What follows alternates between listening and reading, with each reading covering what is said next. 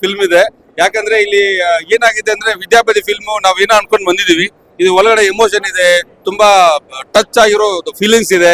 ಮತ್ತೆ ಇಲ್ಲಿ ಏನಾಗ್ತಿದೆ ಅಂತಂದ್ರೆ ಒಳಗಡೆ ನಾವು ಹೀರೋನ ಈ ವಿಲನ್ ಹೆಂಗ್ ಹೊಡಿತಾನೆ ಅನ್ನೋದೇ ಒಂದು ದೊಡ್ಡ ನಮ್ಗೆ ವಿಚಿತ್ರ ಆಗಿತ್ತು. ಅಂದ್ರೆ ನಮ್ಗೆ ಒಂಥರ ಕುತೂಹಲ ಆಗ್ಬಿಟ್ಟಿತ್ತು. ಇಲ್ಲಿ ತುಂಬಾ ಎಮೋಷನಲ್ ಇದೆ ಒಳಗಡೆ, ನಾವು ಕಾಮಿಡಿ ಅನ್ಕೊಂಡ್ ಬಂದಿದೀವಿ, ಎಲ್ಲ ಮಿಕ್ಸ್ಡ್ ಇದೆ. ನಮ್ಮ ಡೈರೆಕ್ಟರ್ ನಮ್ಗೆ ತುಂಬಾ ಖುಷಿ ಆಗುತ್ತೆ ಹೇಳಕ್ಕೆ. ಯಾಕಂತಂದ್ರೆ ನಮ್ಮ ಯಾವ ತರ ನಾವೇನ್ ಅನ್ಕೊಂಡಿದೀವಿ ಅದಕ್ಕಿಂತ ತುಂಬಾ ಚೆನ್ನಾಗಿ ಮೂಡಿ ಬಂದಿದೆ. ನಮ್ಮ ಡೈರೆಕ್ಟರ್ಗೆ ತುಂಬಾ ಖುಷಿ ಆಗುತ್ತೆ ಹೇಳ್ಕೊಳಕ್ಕೆ. ಈ ತರ ನಾವು ಒಂಥರ ಮೂವಿ ಬಂದಿದೆ ನಮ್ಮ ಕನ್ನಡ ಇಂಡಸ್ಟ್ರಿಯಲ್ಲಿ ಅಂತಂದ. ನೀವು ಫ್ಯಾಮಿಲಿ ಜೊತೆ ಮಕ್ಕಳ ಜೊತೆ ಎಲ್ಲ ಸಮಾರ ಇದೆ, ಎಲ್ಲರ ಜೊತೆಗೆ ಬನ್ನಿ, ಎಂಜಾಯ್ ಮಾಡ್ತೀರಾ. Thank you. ಕಾಮಿಡಿ ಚೆನ್ನಾಗಿದೆ, ಸೆಂಟಿಮೆಂಟ್ ಚೆನ್ನಾಗಿದೆ. ಒಂದು ಲೈಫಲ್ಲಿ ಒಂದು ಡೆಡಿಕೇಶನ್ ಅಂತ ಇದ್ರೆ ಏನಾದ್ರು ಅಚೀವ್ ಮಾಡ್ಬೋದು. ಚೆನ್ನಾಗಿದೆ.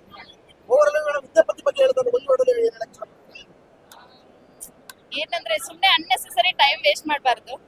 ಅಂದ್ರೆ ಒಂದು ಡೆಡಿಕೇಶನ್ ಇಟ್ಕೊಂಡು ಲೈಫಲ್ಲಿ ಇದು ಮಾಡ್ಬೇಕು ಅಂತ. ಚೆನ್ನಾಗಿದೆ ಸರ್. Thank you. ಈ ಸಿನಿಮಾನೇ ಒಂಥರ ಫ್ಯಾಷನ್ ಇದೆ ಪೂರ್ತಿ.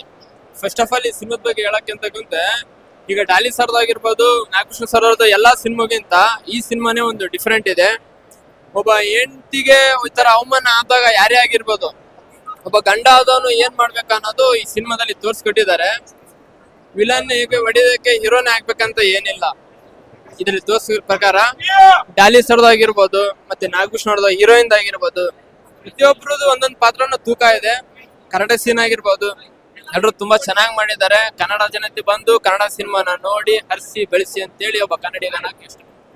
ಮೂವಿ ಬಂದ್ಬಿಟ್ಟು ಚೆನ್ನಾಗಿತ್ತು ಸರ್, ತುಂಬಾ ಸಖತ್ತಾಗಿದೆ. ಸೊ ಕ್ಲೈಮ್ಯಾಕ್ಸ್ ಇದು ತುಂಬಾನೇ ನಮ್ಗೆ ಲೈಕ್ ಆಯ್ತು.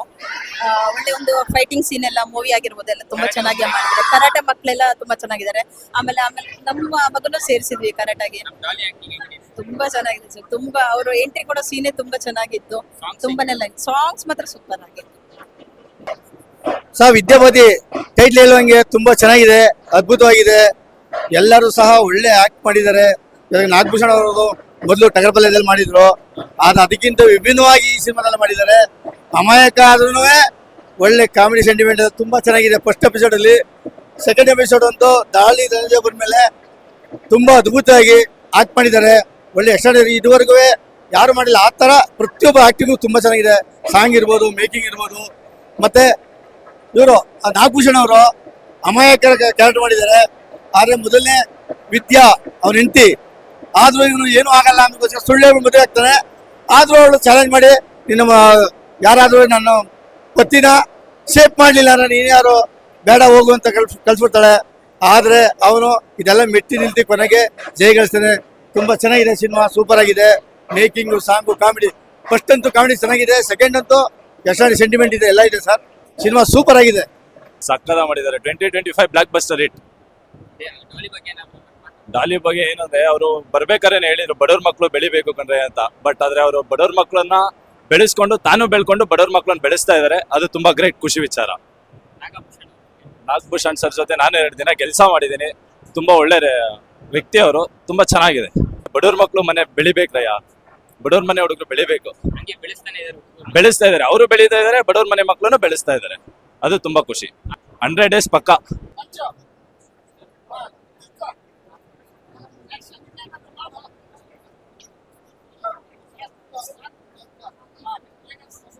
ಮೂವಿ ತುಂಬಾ ಚೆನ್ನಾಗಿತ್ತು. ಫೈಟಿಂಗ್ ಪಾರ್ಟ್ ಅಂತೂ ತುಂಬಾ ಚೆನ್ನಾಗಿತ್ತು. ಮತ್ತೆ ಡಾಲಿ ಧನಂಜಯ್ ಸರ್ ಅದು ಹೇಳ್ಕೊಟ್ಟಿದ್ದ ಟೆಕ್ನಿಕ್ಸ್ ಎಲ್ಲ ಚೆನ್ನಾಗಿತ್ತು.